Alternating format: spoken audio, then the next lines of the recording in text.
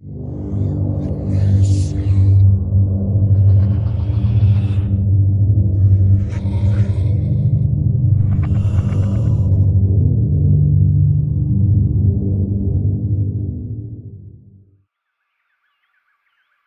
ago, I journeyed to a remote village in Borneo woven into the dense tapestry of the jungle. It was part of a learning expedition designed to immerse us in local cultures and environments far removed from the familiar hustle of urban life. We were to stay in an Ibun longhouse, a traditional communal residence that stretched like a silent guardian along the riverbank. The hospitality of the villagers was palpable. They welcomed us with a warmth that permeated the thick, humid air, and despite the language barriers, we communicated through smiles and the universal language of kindness. Our days quickly fell into a comforting routine, with mornings spent learning the customs and traditions of the Ibun people and afternoons devoted to exploring the lush, verdant surroundings. However, as days blended into each other, a peculiar behavior of the villagers began to emerge. I noticed that they meticulously avoided a specific part of the river, a beautiful stretch of water that sparkled invitingly under the tropical sun. Instead, they opted to bathe in a small, stagnant pond that seemed a less appealing choice given the river's proximity and the freshness of its running water. My curiosity piqued. I asked about this anomaly.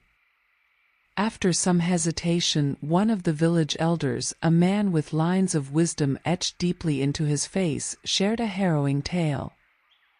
Some months before my arrival, a group of men had ventured deep into the jungle to forage for food and materials.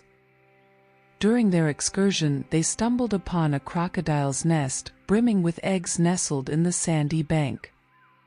Concerned about the proximity of such a dangerous creature to the village, particularly to the young and vulnerable, one of the men, driven by a protective instinct, destroyed the eggs. His intent was clear: to drive the crocodile away from their homes to safeguard their children. A few days later, tragedy struck. The village children, as they often did, were playing and swimming in the river at dusk, their laughter echoing through the trees. Without warning, a massive crocodile burst from the water, its eyes dead set on one child. The child's mother, witnessing the horrifying scene unfold, acted on pure maternal instinct. She leapt onto the back of the beast in a desperate bid to save her offspring. The crocodile, perhaps startled or uninterested in her, flung her off with ease but did not turn to attack. Instead, it clamped its jaws around her child and dragged him into the murky depths. The village was engulfed in mourning and fury. A hunt was organized and the crocodile was found shortly after. Remarkably, it offered no resistance, almost as if it had accepted its fate. When the villagers cut it open, a chilling discovery was made. The remains of the child were inside, confirming the worst. But the story took on an even darker tone as the elders shared more. No crocodile had ever attacked a human in that river before. What was even more unsettling was that the child the crocodile had taken was the son of the man who had destroyed its eggs.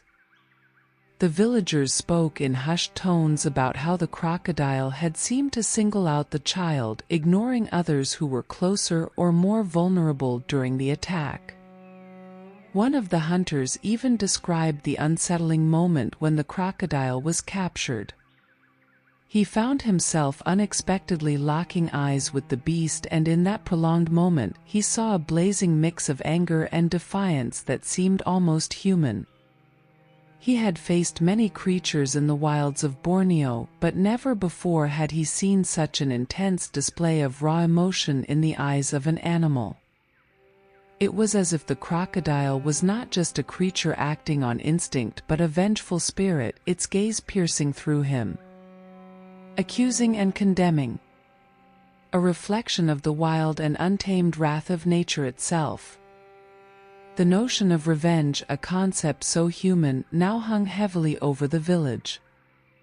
The river, once a source of life and joy, had turned into a place of sorrow and fear.